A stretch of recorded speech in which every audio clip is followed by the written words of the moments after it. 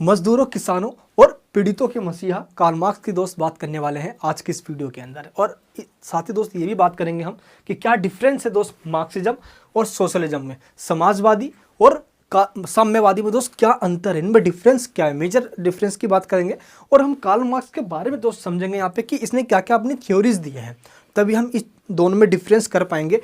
Actually में दोस्त देखा जाए तो हम समाजवाद और साम्यवादी को दोनों के एक ही मान लेते हैं कि एक्चुअली में जो समाजवाद है वो साम्यवादी है, लेकिन इनमें दोस्त मेजर डिफरेंस है। वो कौन कौन से डिफरेंसेस हैं जो आज मैं आपको बताने वाला हूं। अगर आप इस चैनल पर नए हो तो प्लीज़ सब्सक्राइब करके बेल आइकन ऑन कर लेना, ताकि दोस्त मेरे जितने भी लेक्चर्स आए पॉलिटिकल थ्योरीज पे आप उसको टाइम पे देख पाओ। चलिए दोस्तों, तो सबसे पहले हम समझते हैं कार्ल मार्क्स था कौन, ये है कौन भाई कार्ल मार्क्स। ये कार्ल मार्क्स तो कीड़ा फटेंगा तो नहीं है भाई, है। कुछ लोग सोचते हैं कार्ल मार्क्स मतलब मार्क्सवादी, कार्ल मार्क्स, मार्क्सिज्म, कुछ अलग अलग साम्यवादी, कुछ अलग अलग चीज़ों के नाम से जानते हैं कार्ल मार्क्स की थ्योरीज को। इसलिए हर एक कंसेप्ट को मैं क्लियर कर दूंगा आज की इस वीडियो में। कार्ल मार्क्स एक इंसान है जिसको आप देख रहे हो यहाँ पे, इसका बड़ा बड़ा सा दाढ़ी है, लगता है राक्षस नियर देखने में, लेकिन दोस्त ये राक्षस नहीं है। इसने जो थ्योरीज दी है दोस्त, उसके वजह से ये लोगों का मसीहा बन गया। किन लोगों का? जो गरीब हैं, पिछड़े हैं, चाहे वो बैकवर्ड क्लास के लोग हो, उन लोगों का। आखिर कैसे ऐसे हुआ, चलिए थोड़ा बैकग्राउंड पे समझते हैं। अब हम चलते हैं दोस्तों जर्मनी में, क्योंकि कार्ल मार्क्स तो जिसका जन्म हुआ था पर्सिया में, पर्सिया आप यूँ समझ लो कि जर्मनी में। कब हुआ था दोस्त इसका जन्म? 1818 में दोस्त इसका जन्म हुआ था, और 5 मई का उस दिन था। और इसका जन्म जब हुआ तो पूरा जर्मनी, आप दोस्त देखो ये जो टाइम पीरियड चल रहा है, ये कब का टाइम पीरियड है? जब इंडस्ट्रियल रेवोल्यूशन हुआ था, हरित क्रांति दोस्तों आपने सुना होगा 1960 के दौरान हुआ था, जिसमें एग्रीकल्चर में बहुत बड़ा चेंज आया। सेम वैसे ही इंडस्ट्रियल रेवोल्यूशन यानी कि औद्योगिक क्रांति हुई, और उसने क्या कर दिया दोस्त, एग्रीकल्चर के रिप्लेस कर दिया, और जो हाथों से काम होता है दोस्त उसको रिप्लेस करके वो मशीनों को लेकर आ गया। इससे बहुत बड़ी संख्या में लोग बेरोजगार हो गए, और इस बेरोजगारी की मार उन लोगों ने झेली जो अभी तक हाथों से काम करते आ रहे थे। वो क्यों? क्योंकि मशीनों ने लोगों को बेरोजगार बना दिया। और इसी टाइम पीरियड में एक ऐसे इंसान का जन्म हुआ जिसका नाम था कार्ल मार्क्स। कार्ल मार्क्स ने दोस्त ये देखा कि इंडस्ट्रियल रेवोल्यूशन के बाद किस तरीके से एक वर्ग ऐसा हुआ जिसके पास पैसे बहुत थे। उसने अपने बहुत पैसे मशीनों पे खर्च कर दिए। मशीनों पे खर्च करने के बाद उसने लोगों से काम करवाने स्टार्ट कर दिए। तो दोस्त जिसके पास कैपिटल यानी कि पूंजी खरीदने के, पूंजी मतलब इन्वेस्टमेंट करने के लिए पैसे थे, वो तो अमीर बनता चला गया। और जिसके पास बेचारे कुछ भी नहीं था, वो और लोगों के पास काम करते थे, वो गरीब का गरीब ही रह गया। इसलिए सोसाइटी में 2 वर्ग डिवाइडेड हो गए, एक तरफ अमीर वर्ग और एक तरफ गरीब। और इस तरीके से कार्ल मार्क्स की जो थ्योरी है इसी पे बेस्ड है कि किस तरीके से अमीर और गरीब दोनों डिवाइड हुए। और ये डिवाइड इंडस्ट्रियल रेवोल्यूशन के बाद नहीं हुए। कार्ल मार्क्स हमें ये समझाने की कोशिश करता है कि जब ये धरती बनी थी उसके बाद से ये चलता आ रहा है। तो आज के इस वीडियो में जब मैं आपको बताऊंगा कि कैसे कैसे कार्ल मार्क्स के जो प्रिंसिपल्स रहे हैं, जिसको दोस्त हम कह सकते हैं कि ऐतिहासिक भौतिकवाद कहा जाता है, इसको हिस्टोरिकल मटेरियलिज्म इसको कहा जाता है, तो इसको भी हम समझेंगे। तो इस तरीके से इसका जन्म हुआ। कार्ल मार्क्स के दोस्त सारी बातें जो है इसकी बुक्स में मिलती है हमें। जो कार्ल मार्क्स के दोस्तों जो बुक्स है, इस बुक में इसने बताया, और इस बुक का नाम हमें पता होना चाहिए। 1867 में दोस्त इसकी बुक आई थी, और इस बुक का नाम था Das Kapital. Das Kapital, Das Kapital book के अंदर दोस्त इसने अपनी सारी थ्योरीज दी है। ठीक है, दास मतलब दोस्त स्लेव होता है, ठीक है, स्लेव। और कैपिटल मतलब आप जानते ही हो, कैपिटल यानी पूंजी। जिसके पास पूंजी है, पैसा है, धन दौलत है ना, मटेरियल है, कैपिटल है, वो क्या करेगा दोस्त, लोगों को दास बनाएगा, अपना गुलाम बनाएगा। तो इसी तरीके से दास कैपिटल अपनी इस बुक के अंदर इसने जो भी थ्योरीज दी है दोस्त वो बताई है। और इसकी एक बुक और है जिसने इसने कम्युनिज्म की थ्योरी दी है ना, साम्यवाद की, मार्क्सिज्म की थ्योरी दी है। और उसको, और जो ये बुक है दोस्त काफ़ी फेमस हुई, इस बुक का नाम है कम्युनिस्ट मैनिफेस्टो।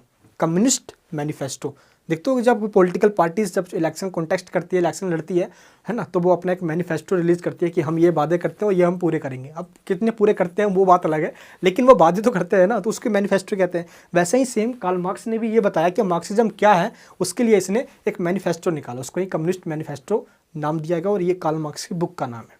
तो हम पहले समझते हैं कार्ल मार्क्स की थ्योरीज क्या है ना, और क्या हमने समझ में आ गया दोस्तों क्या थ्योरीज है, तो हम ये समझ लेंगे कि सोशलिज्म और मार्क्सिज्म में क्या डिफरेंसेस हैं। अभी दोस्त मैंने आपको ये बात समझा दिया कि कार्ल मार्क्स ने स्पेशली क्या क्या कहा है। अभी आपको ये समझ में आ गया कि दास कैपिटल इसके बुक का नाम है, जिसमें स्लेव गुलामों की बात करी है। दास यानी लोगों को गुलाम बनाकर काम करवाना। इस तरीके दोस्तों सारा कुछ चला करता था। तो चलिए एक बार मैं पहले आपको ब्रीफ में बताता हूँ कार्ल मार्क्स की दोस्तों थ्योरी का कि इसने क्या क्या कहा है। ठीक है, कार्ल मार्क्स ने की थ्योरी का पहले हम मतलब समझते हैं कि इसने दोस्त स्पेशली कहा क्या है। ठीक है, कार्ल मार्क्स ने, हाँ जी, देखिए दोस्त, सबसे पहले हम ये जानते हैं जब भी हम कार्ल मार्क्स के बारे में बात करेंगे तो इतना दोस्तों हमेशा ध्यान रखना, कार्ल मार्क्स की जो थ्योरी है वो 2 प्रिंसिपल पे बेस्ड है। मुद्दे की बात करता हूँ, सिर्फ 2 प्रिंसिपल। सबसे जो पहली है, ये दोस्तों सोसाइटी को क्लासलेस बनाना चाहता है। ये क्लासलेस सोसाइटी बनाना चाहता है। क्लासलेस सोसाइटी का मतलब क्या होता है? वर्ग विहीन सोसाइटी बनाना चाहता है। ये वर्ग विहीन मतलब जहाँ पे कोई भी वर्ग नहीं होगी, है ना, अमीर और गरीब कोई वर्ग नहीं होगी। मैंने आपको बताया दोस्त, इसका जन्म ऐसे टाइम पे हुआ था जब इंडस्ट्रियल रेवोल्यूशन हुआ और अमीर गरीब बहुत मतलब खाई से बट गई थी, बहुत खाई से ये बढ़ते भी चली गई थी। इस वजह से ये क्लासलेस बनाना चाहता है, कोई दोस्त अमीर गरीब ना हो, सब इक्वल रहे। और ऐसा कैसे करेगा कार्ल मार्क्स, है ना, कार्ल मार्क्स आखिर करेगा कैसे? क्योंकि कार्ल मार्क्स एक फिलोसफर है। फिलोसफर मतलब जो ये बताता है कि ऐसा नहीं, ऐसा होना चाहिए।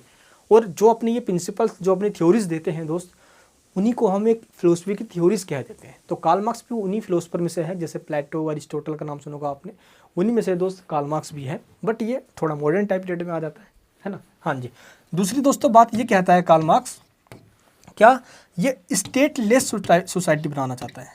स्टेटलेस सोसाइटी बनाना चाहते हैं।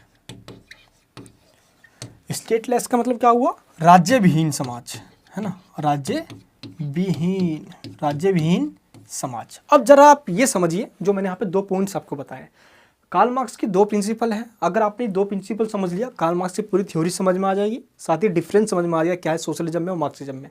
ठीक है, मार्क्सिज्म मतलब कम्युनिज्म में, यानी कि साम्यवाद में। ठीक है, चलिए अभी हम यहाँ पे देखते हैं।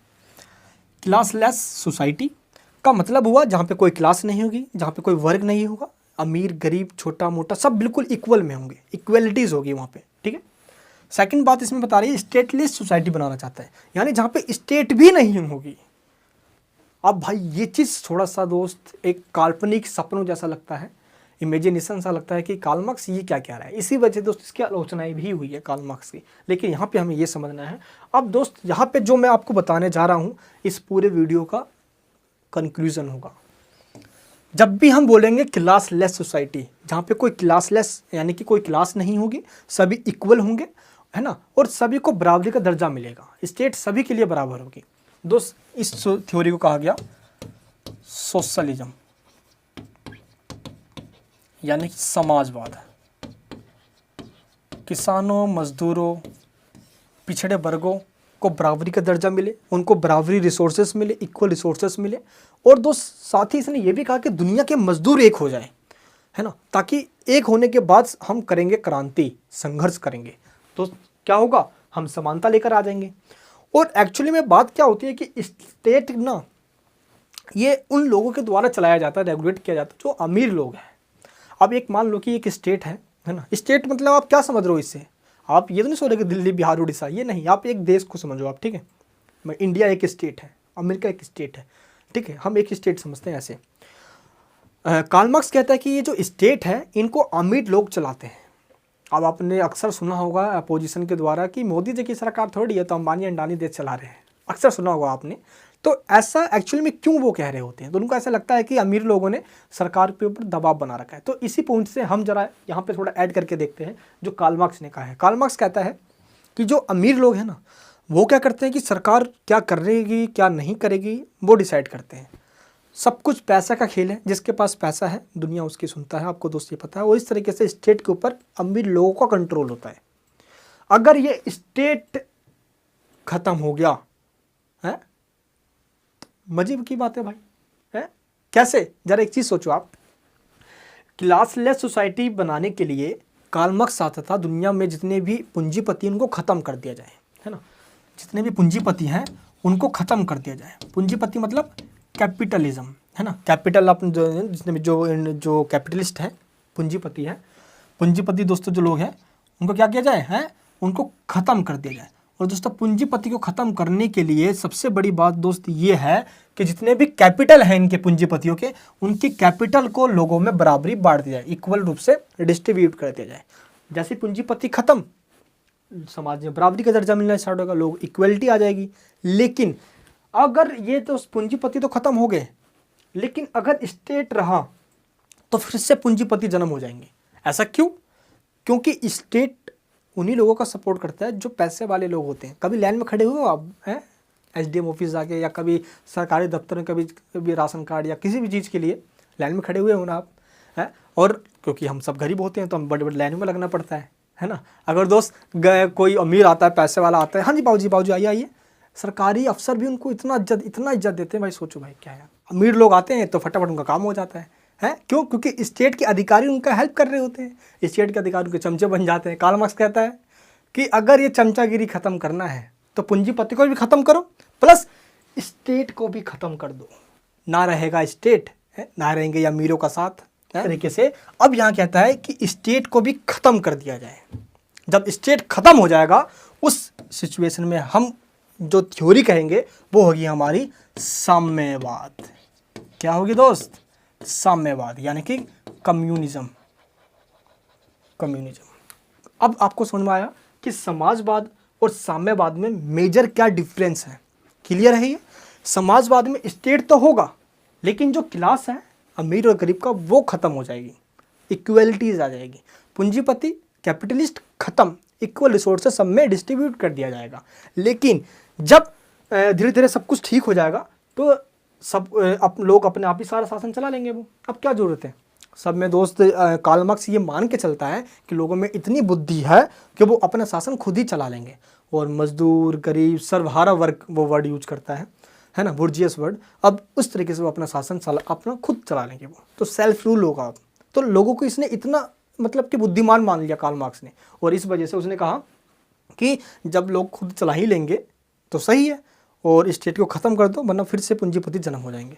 इसलिए दोस्त अब क्या होगा, स्टेटलेस सोसाइटी बन जाएगा। जब स्टेटलेस सोसाइटी बनेगा उस थ्योरीज के कहेंगे हम साम्यवाद यानी कम्युनिज्म। और जब स्टेट होगा लेकिन सोसाइटी में इक्वलिटीज़ होगी, है ना, सब समानता होगी वहाँ पे, उसको कहेंगे समाजवाद।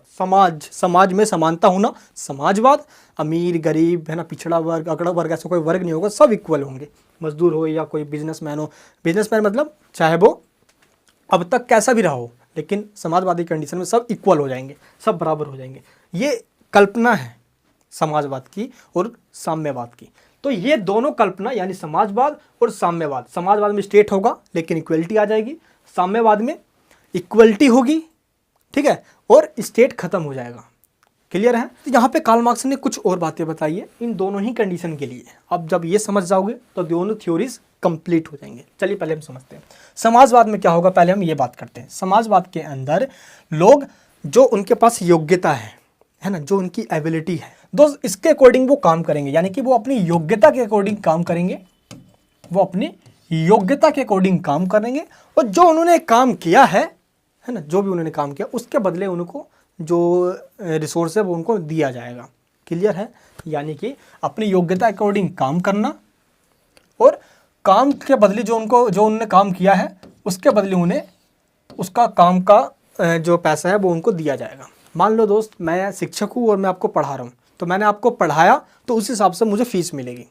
और एक वैसे ही कोई एक मजदूर है, कोई ऐसा इंसान है, वो उस हिसाब से वो काम कर रहा है तो उसको उतना ही उस हिसाब से पैसा मिलेगा। ठीक है? तो यहाँ पे कार्ल मार्क्स कहता है योग्यता को इंपॉर्टेंस देना चाहता है, ये योग्यता के अनुसार मिलेगा। लेकिन ये कंडीशन जब तक है जब तक सोसाइटी में समाजवाद है।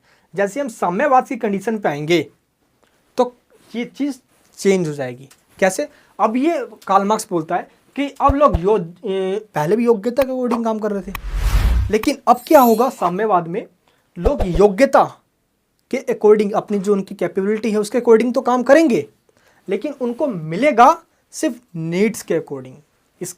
इससे क्या होगा, लोग रिसोर्सेज इकट्ठी नहीं कर पाएंगे ताकि वो अमीर ना बन जाए भाई। कैसे? एग्जांपल देता हूँ। साम्यवाद में क्या होता है, यानी कम्युनिज्म में, मान लो एक मैं हूँ, नहीं मैं नहीं यार, चलो मैं ही मान लो, ठीक है, एक मैं हूँ, ये मान लो मैं हूँ, ठीक है, और एक और बंदा है जो आप वीडियो देख रहे हो ना, एक वीडियो जो देख रहे हो आप, एक वो हो आप, ठीक है, चलिए एक ये आप हो, लड़की बना दिया क्या मैंने, चलिए तो समझ लेना आपको, ठीक है, आप ही हो। मेरी शादी हो गई और शादी होने के बाद मेरे 2 बच्चे हो गए, ठीक है ना, मेरे मतलब मेरी वाइफ के 2 बच्चे हो गए, ठीक है। और मैं अपनी योग्यता के अकॉर्डिंग, यानी दोस्त समाजवादी में मैं शिक्षक का ही काम कर रहा था, मैं टीचर का ही काम कर रहा था, लेकिन अगर मैं 2 बच्चे पढ़ा रहा हूँ या 100 बच्चे पढ़ा रहा हूँ, है ना, या मैं 200 बच्चे पढ़ा रहा हूँ, तो जितने ज़्यादा मैं बच्चे पढ़ाऊंगा उतनी ज़्यादा मुझे फीस मिलेगी। बोलो भाई मजा आ गया, बहुत अच्छा, यही होगा ना। लेकिन अब क्या होगा कम्युनिज्म के अंदर, मैं 200 बच्चे पढ़ाऊँ या मैं 400 बच्चे पढ़ाऊँ या मैं 1000 बच्चे पढ़ाऊँ, उससे मतलब नहीं है। सरकार मुझे उतना ही देगी जितना मुझे एक टाइम पे नीड है। तो दोस्त मेरी नीड क्या है, बीबी मियाँ बीबी यानी मियाँ बीबी, एक हस्बैंड वाइफ प्लस 2 बच्चे हैं मेरे, यानी कि 4 लोगों के हिसाब से मुझे उतना ही मिलेगा जितना 4 लोगों को मैं, यानी हम 4 लोग ये सर्वाइव कर पाए। इससे ऐसा क्यों कहा कार्ल मार्क्स ने, ऐसा इसलिए कहा कि अगर 4 लोगों के अलावा इनके पास और भी इनको एक्स्ट्रा दिया जाएगा तो क्या होगा दोस्त, ये रिसोर्सेज इकट्ठा कर लेंगे। अगर लोग इन्होंने रिसोर्स को इकट्ठा कर लिया तो एक दिन ये अमीर बन जाएंगे, फिर ये गरीबों का खून चूसेंगे, हैं, फिर गरीबों की ऐसी तैसी करेंगे ये, फिर एक्सप्लोटेशन बढ़ेगा, फिर शोषण बढ़ेगा। और कार्ल मार्क्स तो शोषण को खत्म करना चाहता है, पूंजीपति को तो खत्म करना चाहता है, बहुत फिर से कहीं ये पूंजीपति ना बन जाए, इसलिए इसने ये थ्योरी दी कम्युनिज्म की। समझ में आ गया आपको मैंने क्या कहा, है ना। अब हम बात करते हैं, ये तो मेरी बात समझ में आ गई आपको। अब मैं थोड़ी इसकी भी, इस बंदे की बात करता हूँ जो आप वीडियो देख रहे हो। इसकी मान लो शादी हुई और इसके हैं 9 बच्चे हैं, है ना। ये थोड़ा कुछ ज़्यादा ही मतलब कि जोश में था, नए नए शादी में कहते ही मतलब कि लपेट दिए इसने, तो फटाफट 9 बच्चे हो गए इसके, तो भाई इससे अब क्या होगा, ये काम कुछ भी करता हो, यानी कि जो इसके पास योग्यता हो उसके अकॉर्डिंग ये तो काम करेगा ही, चाहे मजदूर हो या कुछ भी काम करता हो, है ना, वट इसको मिलेगा 9 बच्चे प्लस मियाँ बीबी, 11 लोगों का इसका रिसोर्सेस मिलेगा। क्यों, क्योंकि ये 11 लोगों को सर्वाइव कर पाए, 11 लोगों के अलावा एक भी इसको एक्स्ट्रा नहीं दिया जाएगा, वरना फिर से इकट्ठा करके ये पूंजीपति ना बन जाए। आप एग्जाम में सिर्फ यही लिखोगे कि समाजवाद में लोग योग्यता के अकॉर्डिंग काम करते हैं, अपनी एबिलिटी के अकॉर्डिंग काम करते हैं, और उनको अपने काम के बदले में जो उन्होंने अर्न किया है पैसा वो मिलता है। लेकिन स्टेटलेस सोसाइटी यानी जब कम्युनिज्म की बात आएगी साम्यवाद में, वहाँ पे लोग अपनी एबिलिटी योग्यता के अकॉर्डिंग काम करते हैं और उनको अपनी नीड्स के अकॉर्डिंग मिलता है। क्लियर है, समझ में आ गया आपको दोस्त। यही है डिफरेंस समाजवादी और साम्यवाद में। समाजवाद में इक्वलिटी होगी, है ना, पूंजीपति नहीं होंगे, सभी समानता होगी, मजदूरों का शासन होगा स्टेट के ऊपर, है ना, और पूंजीपति खत्म कर दिए जाएंगे, और लोग जो काम करेंगे उसी काम के बदले में उन्हें रिसोर्सेज दिया जाएगा। लेकिन जब हम साम्यवाद की बात करते हैं तो यहाँ पे लोग अपनी योग्यता के अनुसार काम तो करेंगे, लेकिन उनको नीड के अकॉर्डिंग मिलेगा। ये बच्चों वाला एग्जाम्पल याद रखना, सही में आपके 9 बच्चे तो नहीं है भाई, है। देखो पता है यार, जब मैं 10-12 पास किया था तो मुझसे पूछा गया था तो क्या करेगा, मैं बोलता मैं क्या करूँगा और क्या कर सकता हूँ, मैं 4, 5, 12, 13 बच्चे कर दूँगा और क्या कर सकता हूँ। फिर मुझे समझ नहीं मनीष ऐसा नहीं करना यार, कुछ करना है, नाम कमाना है यार, बच्चे पालना भी है। तो भाई मैंने दोस्तों अब तो डिसाइड कर लिया भाई, लड़का हो या लड़की, बच्चे की करूँगा। चलिए भाई, ये चीज़ समझ में आ गई ना आपको कि समाजवाद और साम्यवाद में क्या डिफरेंसेस हैं। अब हम ये समझते हैं कि कार्ल मार्क्स ने ये 2 थ्योरीज क्यों दिए, इसने 2 थ्योरी, समाजवाद और साम्यवाद क्यों दिए इसने 2 थ्योरी। चलिए पहले ये समझते हैं, समाजवाद और साम्यवाद दोस्त, ये दोनों जो थ्योरीज हैं ये एक फिलोसफी के, एक फिलोसफर के विचार हैं। ये दोनों दोस्त सोशलिज्म और कम्युनिज्म, ये दोनों इसके विचार हैं, इसके थॉट हैं ये, ठीक है। ये धरातल पे इम्प्लीमेंट नहीं हो पाए हैं। एक कंट्री के दोस्त रसिया, जिसको पहले यूएसएसआर कहा जाता था, यहाँ पे दोस्त ये इम्प्लीमेंट हुआ 1917 के अंदर, लेकिन सफल नहीं हुआ। 1991 में टूट गया, वो बिखर गया, 15 देशों में दोस्तों बट गया। फिर एक नया सा उसका बच्चा पैदा हुआ, वो है रूस, जिसको आज हम देखते हैं वो यूक्रेन के पीछे पड़ा हुआ है, ऐसी तैसी करवा के रखेगा भाई। देखिए तो समझ में आ गया आपको ये, हाँ जी। अब हम ये देखते हैं कि जो इसने स्टेज बताया कि दोस्त कैसे इंसानों का विकास हुआ है। अगर आप थोड़ा सा ये समझो, ये समझ गया ना दोस्त, तो वीडियो का मकसद पूरा हो जाएगा। अगर आपको ये टॉपिक समझ में आ गया तो मैं समझ लूँगा दोस्त कि धरती पर आने का मकसद ही पूरा हो गया। क्यों, क्योंकि ये वो टॉपिक है जो हर एक स्टूडेंट्स को दोस्त, चाहे बीए पॉलिटिकल साइंस ऑनर्स में हो, बीए प्रोग्राम में हो, क्लास 11th में हो, यूपीएससी की तैयारी कर रहे हो, किसी भी चीज़ की तैयारी कर रहे हो, कार्ल मार्क्स के बारे में पता होना चाहिए, आखिर इसकी थ्योरीज क्या है, क्या इसने बताया है, ठीक है। हाँ जी, अब हम देखते हैं मार्क्स के व्यूज़ क्या है स्टेज ऑफ हिस्ट्री पे। कैसे, देखो दोस्त, आप देखोगे, आप इस चार्ट में एक बार देखिए, जो मैं आपको यहाँ पे चार्ट दिखा रहा हूँ। कार्ल मार्क्स ने जो थ्योरीज दी है अपनी सोशलिज्म और कम्युनिज्म, वो सबसे लास्ट में है। ये दोनों थ्योरीज कार्ल मार्क्स के द्वारा दी गई है। इससे पहले की जो स्टेजेस हैं, इन स्टेजेस को उसने क्या किया, इन स्टेज को उसने एनालाइज किया, उसके बाद ये दोनों थ्योरीज दी है। अगर दोस्त आपको अब तो ये दोनों थ्योरी समझ में आ गई, सोशलिज्म क्या है, कम्युनिज्म क्या है, आप किसी को फेंक के मार दोगे भाई ये पढ़ा है यार, मैंने मनीष वर्मा चैनल का फॉलो करता हूँ, लेकिन मैं लगा रहा है कि अब तो किसी को बता दोगे आप। लेकिन अब पहले आप ये समझ जाओ कि कार्ल मार्क्स ने स्टेजेस बताए हैं इंसानों के विकास होने के। अब दोस्त हम ना डोरेमोन के उस टाइम मशीन पे बैठ जाते हैं एक बार, और बैठ के चलते हैं फटाफट उस समय जब हम प्रिमिटिव एज में थे, आदि मानव काल। आदि मानव, आदि मतलब इंसान के पास बुद्धि तो है लेकिन बुद्धि यूज करते कैसे हैं उसको पता ही नहीं है। होमो सेपियंस सुना होगा आपने। तो हम चलते हैं भी उस टाइम पीरियड में जब लोग धरती पे तो है नंगे रहते हैं, नंगे पुंगे ऐसे ही रहते हैं दोस्त, है ना, और ना ही उनको पता है दोस्त क्या कैसे करना है ना, कुछ भी नहीं पता उनको, यानी कि माइंड में सब के सब, या दोस्तों आप कह सकते हो कि सभी इक्वलिटी है वहाँ पे। एक ऐसा भी तो एज होगा ना जहाँ पे सब इक्वल होंगे, या धरती पे आते ही सभी धर्म जाति लड़वाने स्टार्ट हो गया, अमीर गरीब हो गया, ऐसा तो हुआ नहीं होगा। तो एक ऐसा स्टेज जब सभी इक्वल थे, उस स्टेज को दोस्त क्या कहा है, प्रिमिटिव एज का नाम दिया गया। कार्ल मार्क्स ने क्या कहा, उस इस स्टेज को कहा प्रिमिटिव एज। दोस्त यहाँ पे लिख लेना आप, सबसे पहली जो स्टेज है वो है primitive age, primitive stage. Hindi में कहते हैं दोस्त आदिम युग, आदिम युग। आदिम, आदिम मतलब दोस्तों सब इक्वल है, सब बराबर है।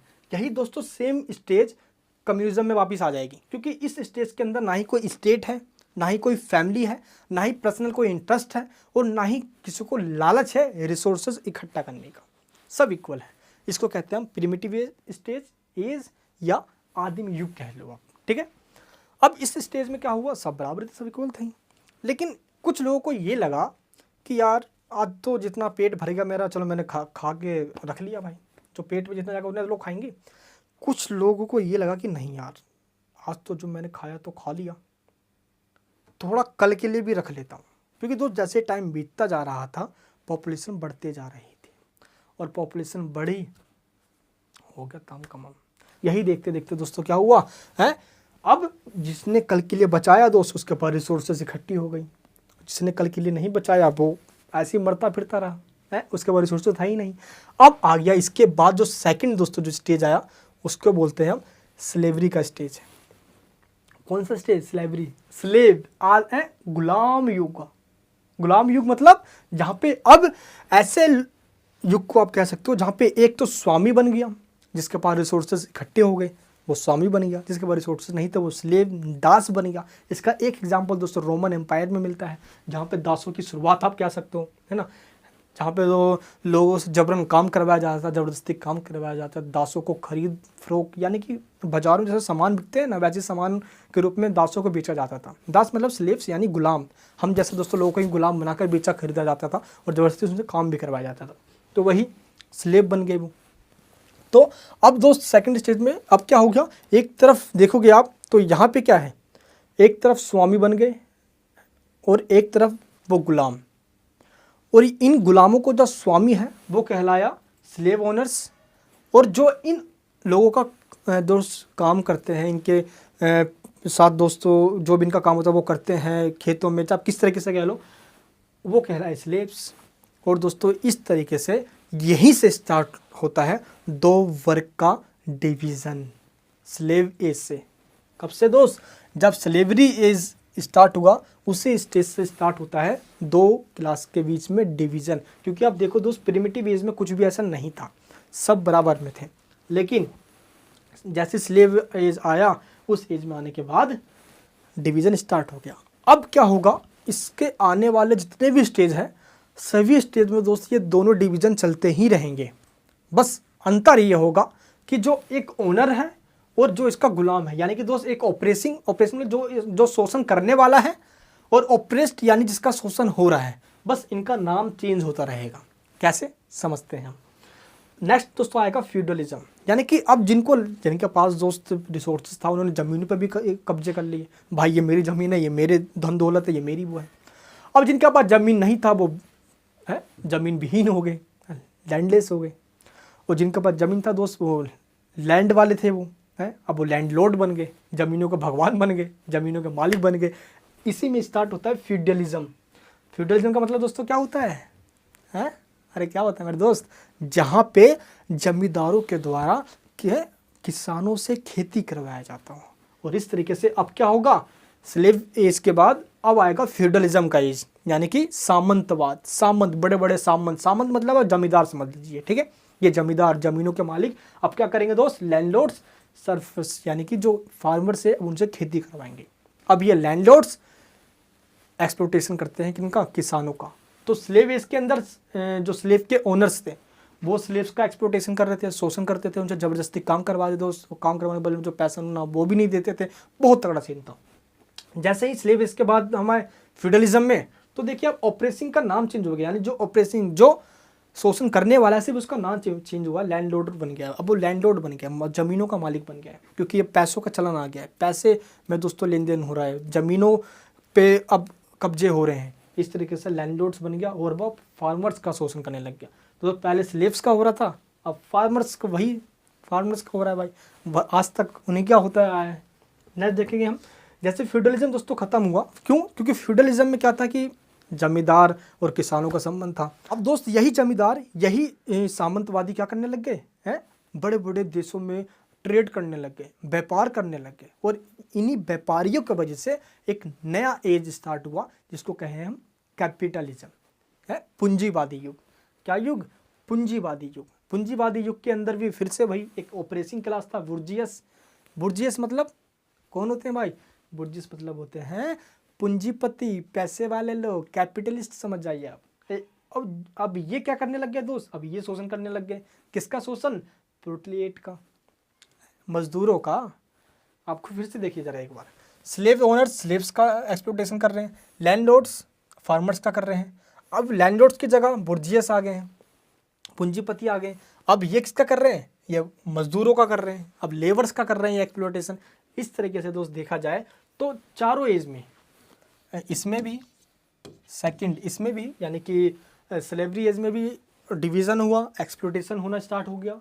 फिर फ्यूडलिज्म में भी दोस्त एक तरफ ऑपरेसिंग क्लास, एक तरफ ऑपरेस्ड क्लास है। ये शोषण करने वाले, इधर ये सब है शोषण जिनका हो रहा है। नेक्स्ट दोस्त कैपिटलिज्म, यहाँ पे भी पूंजीपति हैं, अब यहाँ पे मजदूर हैं। अब जरा देखो दोस्त, बस जो शोषण करने वाले हैं उनका नाम चेंज होता जा रहा है, ठीक है, और जिनका शोषण हो रहा है उनका भी नाम चेंज होता जा रहा है, लेकिन पूरे इतिहास में, पूरे हिस्ट्री में दोस्त शोषण होता ही रहा है। ये दोस्त पूरी थ्योरी है कार्ल मार्क्स की। ये सारी बातें दोस्तों कार्ल मार्क्स ने समझाया है। समझ में आ गया आप सभी को। तो इस तरीके से हम देखें तो कार्ल मार्क्स ने क्या कहा है कि इन चारों एज में, स्लेवरी एज, फ्यूडलिज्म, स्लेवरी का दोस्तों एक एग्जांपल मैंने यहाँ पे दिया आपको, रोमन एम्पायर, तो आप बेस्ट एग्जांपल में आप इसको याद कर लेना आप, ठीक है। हाँ जी, तो स्लेवरी एज, फ्यूडलिज्म, सामंतवादी युग। स्लेवरी एज में दो क्लास, गुलामों के मालिक प्लस जो गुलाम है, जो स्लेव्स है, उनका शोषण हो रहा है। फ्यूडलिज्म यानी कि सामंतवाद, सामंतवाद मतलब लैंडलॉर्ड्स यानी जमीनों के मालिक, लैंडलॉर्ड है जमींदार। ये फार्मर्स का, जितने भी बेचारे हमारे फार्मर्स भाई बहन हैं, ये उनका शोषण कर रहे हैं, क्योंकि ये ज़मीन वाले, ये ज़मीन विहीन है, इनके पास कोई ज़मीन ही नहीं है खेती करने के लिए, ये इनके ज़मीनों पे खेती करते हैं, तो ये शोषण करेंगे, उनका ज़बरदस्ती काम भी करवाएंगे, हैं 24 घंटे काम करवाएंगे और टैक्स बढ़ाएंगे, टैक्स लेंगे तगड़ा रूप में। ये हुआ। कैपिटल में दोस्तों हम आएंगे थर्ड में, हैं। अब जब हम दोस्त इस वाले एज में आ गए तो हुआ ये कि इस वाले एज में पूंजीपति लोगों का जन्म हो गया, और ये पूंजीपति लोग किसका, मजदूरों का शोषण कर रहे हैं। क्योंकि हमने दोस्त देखा ये कैपिटलिज्म दोस्तों वही एज है जब इंडस्ट्रियल रेवोल्यूशन हुआ था, और इस एज के दौरान बड़े बड़े कैपिटलिस्ट पैदा हो गए, पैसों के मालिक पैदा हो गए। अब किसान दोस्त जो फार्मर्स थे अब वो मजदूर, लेबर्स का काम करने लग गए। मशीनों के अंदर दोस्त उनका बड़ा शोषण होता है यार, बहुत शोषण होता है। देखो ना यार, कोई मान लो कोई 12 घंटे काम कर रहा है, लेकिन उनको 8 घंटे का ही पैसा दिया जा रहा है। एक तरह से कहते हो कि पूरा समाज से कट गया वो बेचारे गरीब लोग। तो गरीबों का शोषण इस तरीके से बढ़ता चला गया, उनका शोषण होता चला गया, और ये उन लोगों के दोस्त सिर्फ रखैल बन के रह गए जो अमीर लोग हैं, उनके उंगली पे नाचने वाले लोग, क्योंकि ये गरीब थे, रिसोर्सेस लेस थे, इनके पास तो कुछ था ही नहीं, और ये पेट भरने के लिए दोस्त कुछ तो करना ही पड़ेगा, इसलिए इनके पास काम करना पड़ता है इनको। इस तरीके से इन सभी स्टेज को बताया किसने, कार्ल मार्क्स ने। इन चारों देखो, दो स्लेवरी स्टेज, यानी सबसे पहला बार प्रिमिटिव, दूसरा स्लेवरी, तीसरा फ्यूडलिज्म, और फोर्थ जो है हमारा वो है कैपिटलिज्म। दोस्त इन चारों स्टेज को हिस्टोरिकल मटेरियलिज्म, ऐतिहासिक भौतिक बात का नाम दिया जाता है कार्ल मार्क्स के द्वारा। और इन चारों के बाद जो नया स्टेज आएगा है जिसको हम कहेंगे सोशलिज्म। और सोशलिज्म क्या होगा है दोस्त, सोशलिज्म में क्या होगा, आज मैंने आपको समझाया ना भाई, सोशलिज्म में क्या होगा, सोशलिज्म जहाँ पे क्लासलेस सोसाइटी बन जाएगी, जहाँ पे हम क्लासलेस बना देंगे। तभी दोस्त मैंने आपको ये दोनों पॉइंट्स पहले ही समझा दिया था, उन पॉइंट्स को समझाने से पहले, ताकि चीज़ें ईजिली समझ में आ जाए आपको। है क्लासलेस बन जाएगी समाजवाद में। जो दोस्तों अब क्लास चली आ रही है, ये दोनों क्लास जो चली आ रही है, इन दोनों में जो संघर्ष चले आ रहे हैं, स्ट्रगल चले आ रहे हैं, उनको ख़त्म कर देगा कार्ल मार्क्स। कैसे, समाजवादी है सोशलिज्म लाकर।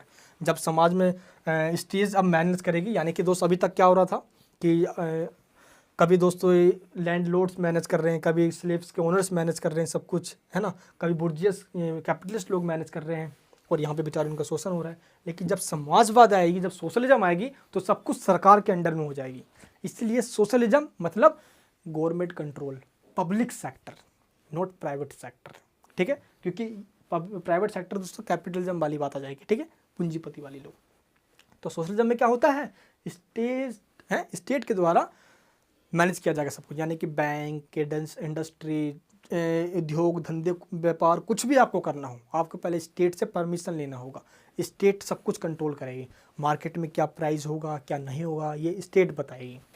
क्या प्रोडक्शन करना है, क्या प्रोडक्शन नहीं करना है ना, कौन से कानून बनाना है, सब कुछ टोटली दोस्तों 100% सब कुछ स्टेट कंट्रोल होगा। दुनिया में सबसे पहला कंट्री दोस्तों रसिया, जिसको USSR, union Soviet socialist Republic 1917 में लेनिन के द्वारा वहाँ पे रशियन रेवोल्यूशन हुआ दोस्त। रशियन रेवोल्यूशन मेरी वीडियोज़ आ रखी है, आप देख लेना। उसमें मैंने बताया था किस तरह से वहाँ पे समाजवाद सबसे पहला है। कार्ल मार्क्स की इन प्रिंसिपल को सबसे पहला कंट्री था रसिया जहाँ पे इम्प्लीमेंट किया गया, बट ये चला नहीं, 1991 में वो टूट गया, क्योंकि स्टेट कंट्रोल का मतलब है पिछड़ा है, करप्शन बहुत ज़्यादा, सब कुछ स्टेट में आएगा। और दोस्त स्टेट का मतलब है यहाँ पे है सब कुछ स्टेट में है, तो जो भी इंसान होंगे दोस्त उनको सबको सरकारी नौकरी दिया जाएगा। जो भी इंसान काम करेंगे तो स्टेट के ही पास काम करेंगे, वो कोई प्राइवेट तो है ही नहीं, तो स्टेट के पास काम करेंगे वो। और आपको पता है सरकारी नौकरी में क्या होता है, अरे वो कर लेगा ना यार, अरे यार मज़े करो, अपना काम तो होता जाएगा, है वही आलस, यही सोच कर तो आज सरकारी नौकरी में इतनी भीड़ है। अरे जॉब सिक्योर है यार, अरे कुछ नहीं भी करो तो हटा ही नहीं जाओगे यार, यही मेंटलिटी दोस्त देश में दिमाग लगाया जा रहा है। अभी देख लो भाई रेलवे की भर्ती में, भाई ठीक है उनके साथ दोस्तों गलत हुआ, रेलवे ने बहुत गलत किया, लेकिन फिर भी अगर देखा जाए तो प्राइवेट सेक्टर भी बहुत बड़ा सेक्टर है आज। लेकिन आज देखो टाइम के अकॉर्डिंग हमें बदलना चाहिए, मेरा तो दोस्तों ये मानना है भी, है ना। अब दोस्त यहाँ पे ये देखते हैं सोशलिज्म की हम बात करते हैं, तो ये चीज़ हमें दोस्तों समझ में आ गया। अब स्टेट मैनेज करेगी और जो वर्कर्स हैं यानी जितने भी लोग हैं उन सबको देखभाल स्टेट ही करेगी, क्या होना है क्या नहीं होना है, इसको ही समाजवाद कहते हैं, जहाँ पे सब कुछ स्टेट के कंट्रोल में आ जाएगी और इक्वलिटी आएगी, ठीक है। लेकिन जब सब इक्वल हो ही जाएगा, जब सब कुछ ठीक हो ही जाएगा, तो स्टेट की क्या ज़रूरत है। इसलिए अब जो नया स्टेट आएगा कम्युनिज्म, वहाँ पे ना ही स्टेट होगी, है ना ही कोई क्लास होगी, यानी कि ऑपरेसिंग क्लास भी खत्म हो जाएंगे और ऑपरेस्ड जो क्लास है वो भी खत्म हो जाएंगे, यानी जो शोषण करने वाले हैं वो भी खत्म और जिनका शोषण और है वो भी खत्म। इसको ही कहेंगे हम कम्युनिज्म। दोस्तों आज की इस वीडियो को देखने के बाद मैं कसम से कह सकता हूँ इस टॉपिक से आपको प्यार हो जाएगा। देखो अगर आपने कॉलेज में एडमिशन लिया और आप बीए कर रहे हो या बीए पॉलिटिकल साइंस ऑनर्स या प्रोग्राम कुछ भी कर रहे हो, आप अगर आपने कार्ल मार्क्स की थ्योरी नहीं पढ़ी तो कॉलेज करना ही बेकार है। सर बताता हूँ मेरे दोस्त, कुछ भी मत पढ़ो यार, पहले हमें ये पता हो जाए कार्ल मार्क्स की थ्योरी बहुत इंपॉर्टेंट थ्योरी है। अगर दोस्त आपकी वीडियो पसंद आई होगी प्लीज़ लाइक करके और कमेंट बॉक्स में बताना कैसे लगी आखिर आपको ये वीडियो। ऐसे ही टॉपिक्स पे और वीडियोज़ लाना चाहता हूँ मैं, आप देखना चाहोगे उनको तो मुझे कमेंट बॉक्स में बताना। आपके सजेशन का मैं सम्मान करता हूँ, रिस्पेक्ट करता हूँ। और दोस्त आज की इस वीडियो में यहाँ तक तो हमने ख़त्म कर लिया है कि कार्ल मार्क्स की जो थ्योरी है वो क्या है, कम्युनिज्म और सोशलिज्म में क्या डिफरेंसेस हैं, कम्युनिज्म और सोशलिज्म का मतलब क्या है, और हिस्टोरिकल मटेरियलिज्म की दोस्तों हमने बात कर ली, कार्ल मार्क्स के द्वारा ये सारी बातें कही गई है। फिर भी अगर आपको कोई डाउट लगता हो तो आप मुझसे नीचे कमेंट बॉक्स में पूछिए, मैं दोस्तों उसका जवाब दूंगा। और आज की इस वीडियो के बाद मैं आपको ये भी कहना चाहता हूँ कि अब दोस्त जितने भी टॉपिक्स है पॉलिटिकल थ्योरीज के, मैं आपको सारे टॉपिक समझाने वाला हूँ। कार्ल मार्क्स के दोस्तों ये सारी जो बात है ना, ये जो सारी बात है वो हवेबाज में निकल गई, इसकी कोई भी बात इंप्लीमेंट नहीं हो पाई है, ना समाजवादी ना साम्यवादी। क्या आपको लगता है कि क्लास ख़त्म हो जाना चाहिए? क्या आपको लगता है ये क्लास ख़त्म हो जाएगा?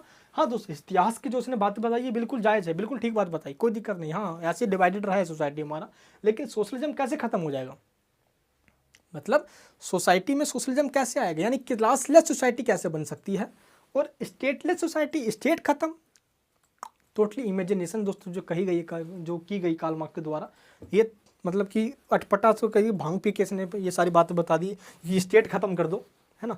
ये सब दोस्तों ठीक था कि सोसाइटी में समानता आनी चाहिए, बराबरी का दर्जा मिलना चाहिए, संविधान है, फंडामेंटल राइट्स, एक राइट टू इक्वलिटी है, लेकिन फिर भी स्टेट खत्म करने के बाद इसने जो कही है, और इसने दोस्तों ये भी बता दिया कि हम पूंजीपति खत्म करेंगे, पूंजीपतियों को, पूंजीवाद को ही खत्म कर देंगे, हम समाजवाद लेकर आएंगे। और कम्युनिज्म को लाने के लिए दोस्त अगर हमें हिंसा भी, पहले तो हम शांतिपूर्ण तरीके से करेंगे सब कुछ, यानी कि समाजवाद लाएंगे हम बिल्कुल ठीक तरीके से, शांतिपूर्ण तरीके से। अगर कोई चुल करता है, अगर कोई लगता है कि अब शांति से नहीं हो पाएगा ये, तो हम हथियार भी उठाएंगे। ये दोस्त खून खराबे की बात करता है कार्ल मार्क्स। इस तरीके से दोस्त कार्ल मार्क्स की इस थ्योरी को हम यहीं पे विराम और ख़त्म करते हैं। आप मुझे कमेंट बॉक्स में बताइए कार्ल मार्क्स की थ्योरीज आपको कैसे लगी, पसंद आई आपको, और क्या लगता है ये धरातल पे आज इंप्लीमेंट हो सकता है, क्लास खत्म हो सकता है, क्या ये स्टेट खत्म हो सकती है? नहीं दोस्त, क्लास भी रहेगी। जिसने दोस्त मेहनत करी है वो अमीर होगा, जो मेहनत नहीं करेगा वो गरीब होगा, लोगों का ये भी मानना है। और हम तो कहेंगे दोस्तों बिल गेट्स को मानो है, आप गरीब पैदा हुए तो आपकी गलती नहीं है, अगर आप गरीबी मर गए तो आपकी ही गलती है। तो चलिए दोस्तों बिल गेट्स को मानिए, मॉडर्न ज़माने में जिए भाई। चलिए दोस्त, कार्ल मार्क्स की थ्योरी हमारी यही खत्म हो जाती है, हम भी बना फिलोसोफर ना बन जाए यार, है ना। और इस तरीके से इसने जो हिंसा की बात कर दी है, पूंजीपति को खत्म करके समाजवाद लाने के लिए जो हिंसा करेंगे, इसी वजह दोस्त इस थ्योरीज की भी काफ़ी क्रिटिसाइज़ किया जाता है। ये थ्योरीज इंप्लीमेंट भी नहीं हो पाई, प्लस सोशलिज्म और कम्युनिज्म में जो बातें बताई गई है वो हवाबाजी है, इस बात के लिए इसके क्रिटिसाइज़ किया जाता है। चलिए दोस्त, आपको समाजवाद और साम्यवाद में डिफरेंस समझ में आ गया तो प्लीज़ मुझे कमेंट बॉक्स में बताना। मैं आपसे नेक्स्ट वीडियो के अंदर, अपना प्यार वहीं बनाए रखना, इस वीडियो को सभी जगह दोस्तों शेयर कर देना, प्लीज़ सब्सक्राइब तो जरूर कर लेना। जय हिंद, जय भारत।